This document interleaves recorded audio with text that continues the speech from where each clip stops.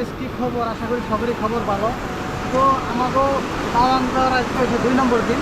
যেহেতু আমরা রাইতে আসলাম, উদালগুড়ি রাইতে আসলাম, তো আজকে আমাদের তাওয়াং যাওয়ার 2 নম্বর দিন। আজকে ফাইনালি আমরা কিন্তু উদালগুড়ি ডাইরেক্টলি ভৈরবকুণ্ডা এসেছি। এই ধরুন ভৈরবকুণ্ডর পাহাড়, যারা যারা ভৈরবকুণ্ডা আছেন তারা তারা চিনে নিন, কারণ আমরা গুয়াহাটি থেকে আসছিলাম আমরা R15 নিয়ে।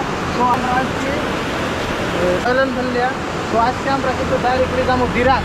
তো দিরাং এক রাত থাকুন, দিরাং এক রাত থাকার পরে কিন্তু আমরা ডাইরেক্টলি যাবো। তো গাইস আমরা দেখতেছি যে ভৈরবকুণ্ড এখন কিন্তু বেশি পানি নাই, যদিও পানি নাই তাও কিন্তু জায়গাটা বহুত ভালো লাগতেছে আর কি। জায়গাটা বহুত মজার তো হচ্ছে, কি স্পেশাল কি মজার পাহাড়। এই পাহাড় আছে আর এমপুরে যে এই পাহাড় তো সবাই চিনেন।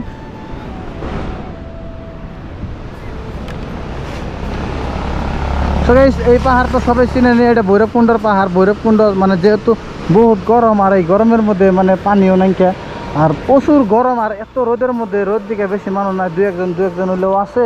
ওই সাইডে দেখতেছেন দু একজন আছে। সো যারা যারা এখন পর্যন্ত ভৈরবকুণ্ড দেখেন নাই বা ভৈরবকুণ্ড জায়গাটা কীরকম, তো দেখুন এটাই হইলে মেন ভৈরবকুণ্ডর পয়েন্ট, আর এইটাই হচ্ছে কিন্তু ভৈরবকুণ্ড। সো যদিও পানি নাই কিন্তু ঘাটটা কিন্তু তামাম বহুত মানে স্পিড ধার আছে আর কি।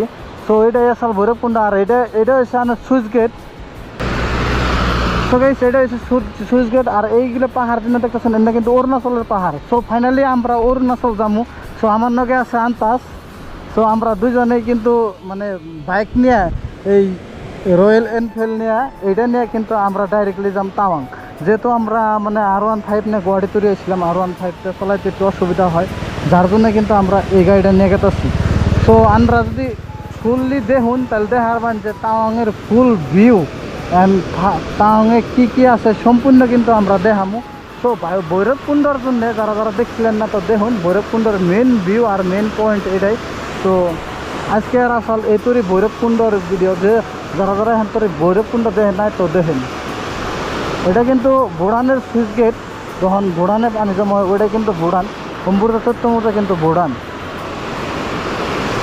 তো দেখেন যারা যারা দেখেন নাই।